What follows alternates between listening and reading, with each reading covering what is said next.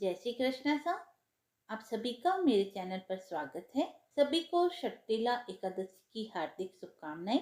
आइए सुनते हैं षटतिला एकादशी की व्रत कथा। युधिष्ठिर ने पूछा, जगन्नाथ, श्री कृष्ण, आदिदेव, जगतपते, माघ मास के कृष्ण पक्ष में कौन सी एकादशी होती है? उसके लिए कैसी विधि है तथा उसका फल क्या है? महाप्राज्ञ, कृपा करके ये सब बातें बतलाइए। श्री भगवान बोले, नृपश्रेष्ठ, सुनो। माघ मास के कृष्ण पक्ष की जो एकादशी है वह षटतिला के नाम से विख्यात है, जो सब पापों का नाश करने वाली है। अब तुम षटतिला की पाप हारनी कथा सुनो, जिसे मुनि श्रेष्ठ पुलस्त्य ने दालभ्य से कहा था। दालभ्य ने पूछा, ब्राह्मण, मृत्युलोक में आए हुए प्राणी प्राय पाप कर्म करते हैं, उन्हें नरक में न जाना पड़े, इसके लिए कौन सा उपाय है? बताने की कृपा करें। पुलस्त्य जी बोले, महाभाग, तुमने बहुत ही अच्छी बात पूछी है, बताता हूँ, सुनो। माघ मास आने पर मनुष्य को चाहिए कि वह नहा धोकर पवित्र हो, इंद्रियों को संयम में रखते हुए काम, क्रोध, अहंकार, लोभ और चुगली आदि बुराइयों को त्याग दे। देवादिदेव भगवान का स्मरण करके जल से पैर धोकर भूमि पर पड़े हुए गोबर का संग्रहण करें। उसमें तिल और कपास छोड़कर 108 पिंडियां बनाएं। फिर माघ में जब आद्रा या मूल नक्षत्र आए तब कृष्ण पक्ष की एकादशी करने के लिए नियम ग्रहण करें। भली भांति स्नान करके पवित्र हो शुद्ध भाव से देवादिदेव विष्णु जी की पूजा करें। कोई भूल हो जाने पर श्री कृष्ण का नामोच्चारण करें। रात को जागरण और होम करें। चंदन, अर्गजा, कपूर, नैवेद्य आदि सामग्री से शंख, चक्र और गदा धारण करने वाले देव देवेश्वर श्री हरि की पूजा करें। तत्पश्चात भगवान का स्मरण करके बारंबार श्री कृष्ण नाम का उच्चारण करते हुए कुम्हड़ी, नारियल तथा बिजोरे के फल से भगवान को विधि पूर्वक पूज कर अर्घ दें। अन्य सब सामग्रियों के अभाव में 100 सुपारियों के द्वारा भी पूजन और अर्घदान किए जा सकते हैं।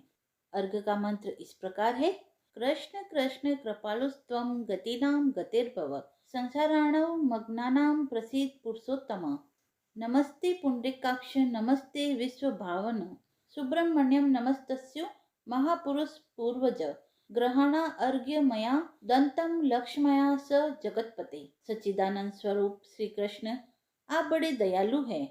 हम आश्रयहीन जीवों के आप आश्रयदाता होइए। पुरुषोत्तम, हम संसार समुद्र में डूब रहे हैं, आप हम पर प्रसन्न होइए। कमल नयन, आपको नमस्कार है। विश्वभावन, आपको नमस्कार है।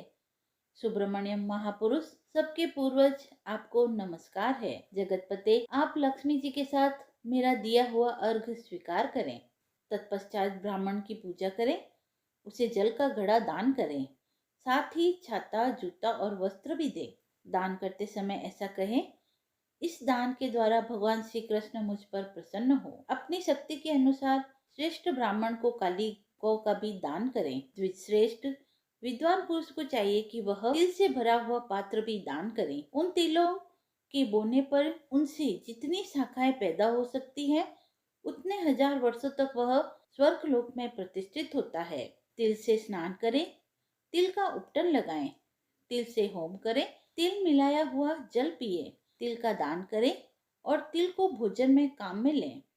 इस प्रकार 6 कामों में तिल का उपयोग करने से यह एकादशी षटतिला कहलाती है, जो सब पापों का नाश करने वाली है। इतना कहकर पुलस्त्य ऋषि ने कहा, अब मैं एकादशी की कथा सुनाता हूँ, ध्यान से सुनो। एक बार नारद जी ने भगवान श्री हरि से षटतिला एकादशी का महात्म्य पूछा। वे बोले, हे प्रभु, आप मेरा प्रणाम स्वीकार करें। षटतिला एकादशी के उपवास का क्या पुण्य है? उसकी क्या कथा है? कृपा कर मुझे बतलाइए। नारद जी की प्रार्थना सुन भगवान श्री हरि ने कहा, हे नारद, मैं तुम्हें प्रत्यक्ष देखा सत्य वृतांत सुनाता हूँ, ध्यान पूर्वक श्रवण करो। बहुत पहले मृत्युलोक में एक ब्राह्मणी रहती थी। वह सदा व्रत उपवास किया करती थी। एक बार उसने 1 मास तक उपवास किया। इससे उसका शरीर बहुत कमजोर हो गया। वह बहुत बुद्धिमान थी, पर वह कभी भी किसी भी प्रकार का अन्न दान न देवताओं को और न ही ब्राह्मणों के निमित्त किसी को भी वह अन्नदान नहीं किया करती थी। फिर मैंने चिंतन किया कि इस ब्राह्मणी ने उपवास आदि से अपना शरीर तो पवित्र कर लिया है, अतः इसको वैकुंठ लोक की प्राप्ति हो जाएगी। परंतु इसने कभी भी अन्न का दान नहीं किया है। अन्न के बिना जीव की तृप्ति होना कठिन है। ऐसा चिंतन कर वे मृत्युलोक में गए और उस ब्राह्मणी से अन्न की भिक्षा मांगी। इस पर उस ब्राह्मणी ने कहा कि हे योगीराज, आप यहाँ किस लिए पधारे हैं? मैंने कहा, मुझे भिक्षा चाहिए। इस पर उसने मुझे एक मिट्टी का पिंड दे दिया। मैं उस पिंड को लेकर वैकुंठ लौट आया। कुछ समय व्यतीत होने पर वह ब्राह्मणी शरीर त्याग कर स्वर्ग में आई। मिट्टी के पिंड के प्रभाव से उसे उस जगह एक आम्र वृक्ष सहित घर मिला, किंतु उसने उस घर को अन्य वस्तुओं से खाली पाया।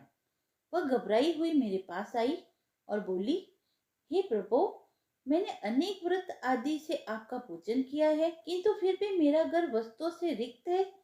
इसका क्या कारण है? मैंने कहा कि तुमने व्रत उपवास आदि तो बहुत किए, परंतु कभी भी तुमने अन्न का दान नहीं किया। इसलिए अब तुम अपने घर जाओ और जब देव स्त्रियां तुम्हें देखने के लिए आए, तब तुम उनसे षटतिला एकादशी व्रत का महात्म्य और विधान पूछना। जब तक वह तुम्हें नहीं बतलाए, तब तक द्वार नहीं खोलना। प्रभु के ऐसे वचन सुनकर वह अपने घर गई और जब देव स्त्रियां आई और द्वार खोलने के लिए कहने लगी, तब उस ब्राह्मणी ने कहा, यदि आप मुझे देखने आई है तो पहले मुझे षटतिला एकादशी का महात्म्य बतलाइए। तब उनमें से एक स्त्री ने कहा, यदि तुम्हारी यह इच्छा है तो ध्यान पूर्वक श्रवण करो। मैं तुमसे एकादशी व्रत और उसका महात्म्य विधान सहित कहती हूँ। जब उस देव स्त्री ने षटतिला एकादशी का महात्म्य सुना दिया, तब उस ब्राह्मणी ने द्वार खोल दिए। देव स्त्रियों ने ब्राह्मणी को सब स्त्रियों से अलग पाया। उस ब्राह्मणी ने भी देव स्त्रियों के कहा अनुसार षटतिला एकादशी का उपवास किया। वह उपवास करने के पश्चात अन्न का दान किया। उसके प्रभाव से उसका घर धन धान्य से भर गया। अतः हे युधिष्ठिर, मनुष्य को अज्ञान को त्याग कर षटतिला एकादशी का व्रत करना चाहिए।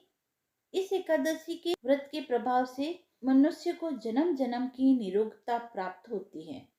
वह मनुष्य के समस्त पाप नष्ट हो जाते हैं। वहीं अन्न, तिल आदि का दान करने से धन धान्य में बढ़ोतरी होती है, क्योंकि मनुष्य जो और जैसा दान करता है, शरीर त्यागने के बाद उसे फल भी वैसा ही प्राप्त होता है। कथा समाप्त हुई। आइए अब सुनते हैं तुलसी माता की कथा। एक कन्या थी।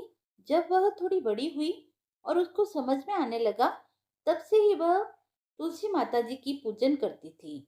उसके प्रतिदिन का नियम था कि तुलसी माता जी का पूजन करने के बाद ही वह खाना खाती थी। जब वह कन्या शादी के लायक हुई, तब उसके माता पिता ने उसकी शादी करवा दी। कन्या को उसके माता पिता ने दहेज में भी एक तुलसी का गमला दिया। ससुराल में वह प्रतिदिन सवेरे उठते ही पूजा करती, फिर उसके बाद ही खाना खाने बैठती थी। उसकी दो जेठानियां थी। वह दोनों उसका मजाक उड़ाती थी कि बड़ी नियम धर्म वाली बनती है।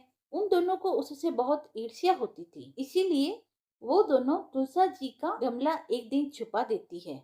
वह कन्या बड़ी मुश्किल से गमला ढूंढ कर लाती है, अच्छे से पूजा करती है और फिर खाना खाती है। वह रोज गमला ढूंढ कर ले आती थी। एक दिन उसकी जेठानी ने क्या किया कि गमले को बहुत दूर फेंक दिया। कन्या ने खूब ढूंढा पर उसे वह गमला ना मिला। वह बहुत परेशान हुई। उस दिन तो उसने खाना भी नहीं खाया।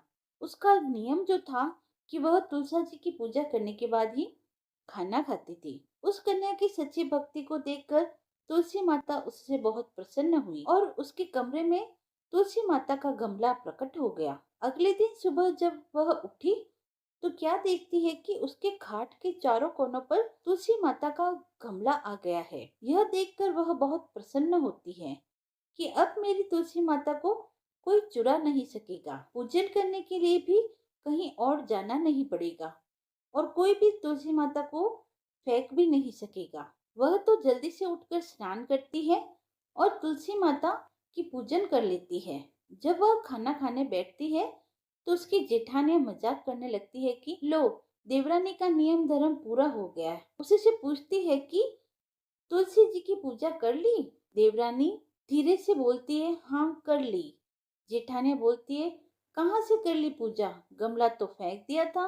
देवरानी कहती है कि देख लो, मेरे कमरे में खाट पर तुलसा जी लग रही है। जेठानिया बहुत शर्मिंदा होती है और बोलती है, देवरानी तेरी भक्ति सच्ची है, हमने तुझे बहुत परेशान किया, हमें माफ कर देना। देवरानी उन्हें माफ कर देती है। हम भी तुलसी माता से यही प्रार्थना करते हैं कि हे तुलसी माता, जैसी कृपा आपने उस देवरानी पर करी, वैसे ही कृपा हम पर भी बनाए रखना। अब सुनते हैं गणेश जी की कथा। हिंदू धर्म में प्रथम पूज्य भगवान गणेश जी की पूजा हर शुभ कार्य से पहले की जाती है। गौरीपुत्र गणेश जी को विघ्नहर्ता के रूप में भी जाना जाता है, लेकिन अपने ही एक दंत और लंबोदर स्वरूप के कारण उनके विवाह में कई कठिनाइयां आई थी। तो आइए जानते हैं इसके पीछे की रोचक कथा क्या है। भगवान गणेश का सिर हाथी का व एक दांत टूटा था, इसीलिए कहा जाता है कि उनका विवाह नहीं हो पा रहा था। पौराणिक मान्यताओं के अनुसार कोई भी कन्या उनसे विवाह करने के लिए तैयार नहीं थी। अपना विवाह न होता देख भगवान गणेश उदास रहने लगे। वह जब भी किसी दूसरे देवता के विवाह में जाते तो उन्हें बड़ा दुख होता, उनके मन को ठेस पहुंचती। कहा जाता है कि इस वजह से गणेश जी ने दूसरे देवताओं के विवाह में विघ्न डालना शुरू कर दिया और इस काम में उनका वाहन मूषक उनकी सहायता करता था। गणेश जी का वाहन मूषक उनके आदेश पर देवताओं के विवाह मंडल को नष्ट कर देता था, जिससे उनके विवाह में अड़चनें पैदा होने लगती थी। गणेश जी और मूषक की इस मिली भगत से सारे देवता परेशान हो गए और अपनी समस्या लेकर गणेश जी के पिता भगवान शिव जी के पास पहुंचे, लेकिन वहां भी उनकी समस्या का समाधान नहीं हुआ। हालांकि भगवान शिव और देवी पार्वती ने देवताओं से इतना जरूर कहा कि इस समस्या का समाधान ब्रह्मा जी के पास है। अब सारे देवता अपनी समस्या को लेकर ब्रह्मा जी के पास पहुंचे। उस समय ब्रह्मा जी योग में लीन थे। हालांकि देवताओं की प्रार्थना पर उनकी समस्या के समाधान के लिए ब्रह्मा जी के योग से दो कन्याएं रिद्धि व सिद्धि प्रकट हुई। इस वजह से दोनों ब्रह्मा जी की मानस पुत्रियां कहलाई। अब अपनी दोनों पुत्रियों को लेकर ब्रह्मा जी गणेश जी के पास पहुंचे और उनसे कहा कि आपको मेरी दोनों पुत्रियों को शिक्षा देनी होगी। इसके लिए गणेश जी तैयार हो गए। दोनों की शिक्षा प्रारंभ हो गई। इस दौरान जब भी मूषक किसी देवता के विवाह की सूचना देने गणेश जी के पास आता तो रिद्धि और सिद्धि उनका ध्यान भटकाने के लिए कोई ना कोई प्रसंग छेड़ देती थी। इससे देवताओं का विवाह निर्विघ्न पूर्ण होना शुरू हो गया। एक दिन गणेश जी को यह सारी बातें पता चल गई। रिद्धि व सिद्धि की वजह से देवताओं का विवाह बिना किसी रुकावट से संपूर्ण हो रहा है। इससे गणेश जी बहुत क्रोधित हुए। उसी समय ब्रह्मा जी वहां प्रकट हुए। वह गणेश जी से कहने लगे कि मैं अपनी दोनों पुत्रियों रिद्धि व सिद्धि का विवाह किसी योग्य वर से करना चाहता हूँ। आपसे ज्यादा योग्य वर और कौन हो सकता है? क्या आप मेरी दोनों पुत्रियों से विवाह करेंगे? इस पर भगवान गणेश प्रसन्न हो जाते हैं। वह भगवान गणेश का विवाह धूमधाम से रिद्धि व सिद्धि के साथ हो जाता है। यदि आपको कथा पसंद आई हो तो आप मेरे चैनल को लाइक, शेयर एंड सब्सक्राइब करें। धन्यवाद।